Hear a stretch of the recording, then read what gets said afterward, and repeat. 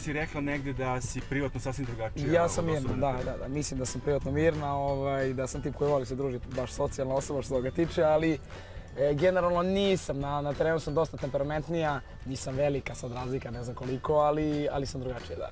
Kažeš da ti prijatelji i roditelji najviše zameraju s obzirom da ne nalaziš dovoljno vremena za njih kada dođeš ovde. Isto. A opet nekako si mnogo stvari krenula, mnogo započela, između ostalog priča se i o tome da ćeš uskoro otvoriti svoj kamp. To je već druga godina u stvari.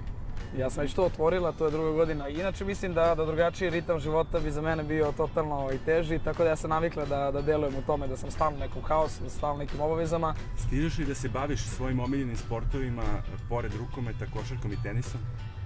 Pa iskreno neki sportovi su mi zabranjeni ugovorom, tako da pa svi sportovi generalno sem rukometa su nam zabranjeni, tako da svi se mi u suštini i krišom bavimo tim sportovima, pogotovo na pauzi.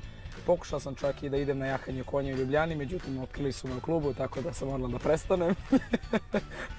I to je to, to su neke stvari koje mi svi sportisti kao što su skijanje i milion tih ekstremnih sportova čekamo da se završi karijera jer stvarno je bilo pametno da rizikujemo. Dakle, ako se povrediš na nekoj aktivnosti koja je zabranjena, oni ti oduzimaju od ugovora, kažnjavaju te kakva je situacija? Tako je, novčana kazna. Što da kažem, novčana kazna je najbolnija.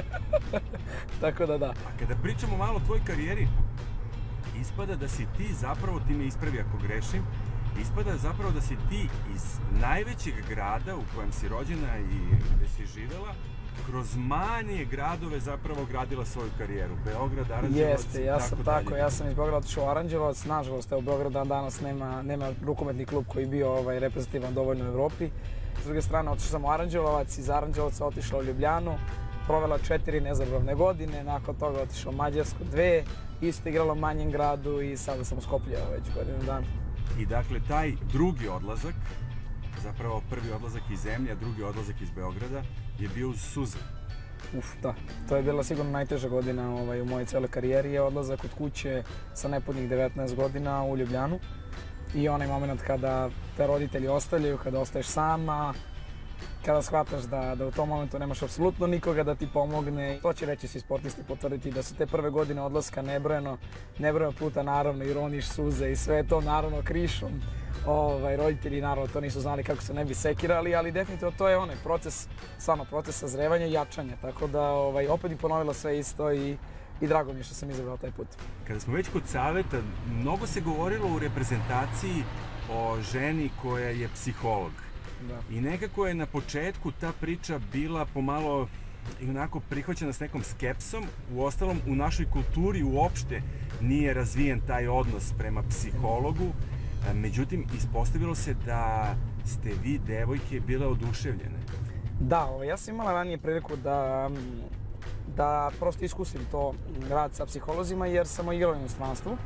Ali je to tamo često obaveza? Imamo takve situacije, nisu u smislu neke obaveze, ali smatram da zaista donose samo pozitivne stvari jer svi mi generalno imamo te, ne znači uvek da si dovoljno spreman i fizički i ipak je glava ta koja je presudna u svim momentima i u suštini smatram da je psiholog u svakom sportu i svakom poslu vrlo bitan. Da li je istina da ti podvikneš neki put sa igračicama? Mislim da je to nešto normalno i da to nikad se niko ne ljuti, da niko nekad ne shvati ništa loše i takođe ako ja uputim kritiku, ja prihvatam svaku kritiku jer smatram da svi mi grešimo i da je to samo nešto što je konstruktivno. Osim omalovažavanje. Tako je, da, tu sam osetljiva. Dakle, nisi nikad koristila to znanje karatea jer si stigla do plavog pojasa, nikad nisi to... Kako nisam, to se vidi na utakmicama. Da?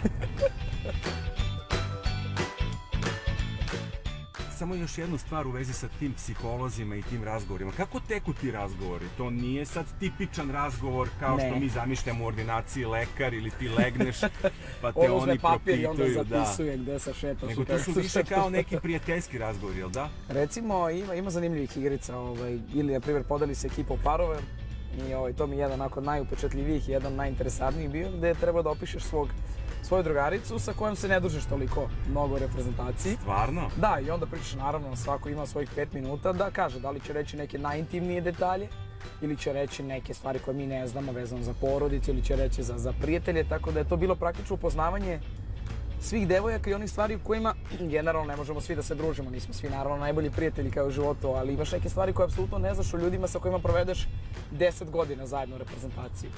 Šta je tebe najviše iznenadilo kada je neko rekao za tebe? Da li se sećaš možda? Šta me najviše iznenadilo? Iznenadilo me to, mislim, da to je ona priča, da delujem izuzetno jako i temperamentno, jako, da sam ekstremno osjetljiva. To je dobra analiza mene, tako da to je živa istina.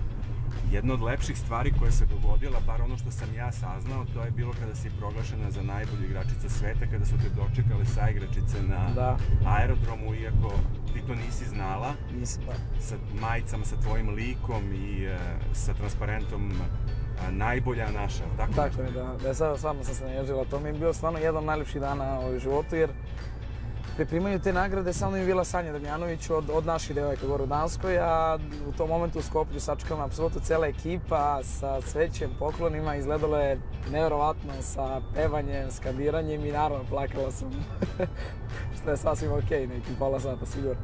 Što se kaže, 2013. je godina o kojoj sam sanjala, pogotovo što se tiče tog decembra i uspeha sa reprezentacijom, jer zaista nije fraza, ali je teško objasniti. Teško je opisati taj osjećaj kada ostaješ bez reči. Kada nemaš komentar, nemaš tekst, milion osjećanja u tebi, 20.000 ljudi u areni, nezaboravno stvarno. I često gledam u reprezentaciji te snimke, jer prosto izgleda kao da se dogodilo pre 10 godina. Prosto je nevjerovatno. Stižemo do hotela M gde se vi obično okupljate. Na prvo okupljanje, kada si imala 17 godina, krenula si tako u žurbi, nisi znala ni šta ćeš da poneseš. Šta sada uvek nosiš na okupljanju? Patike. Tad su zavorili patike. Andreja, hvala ti mnogo na razgovoru. Hvala, bilo je zadovoljstvo. Sve najbolje. Također, prijatno. Pozdrav, čao. Ajde, čao.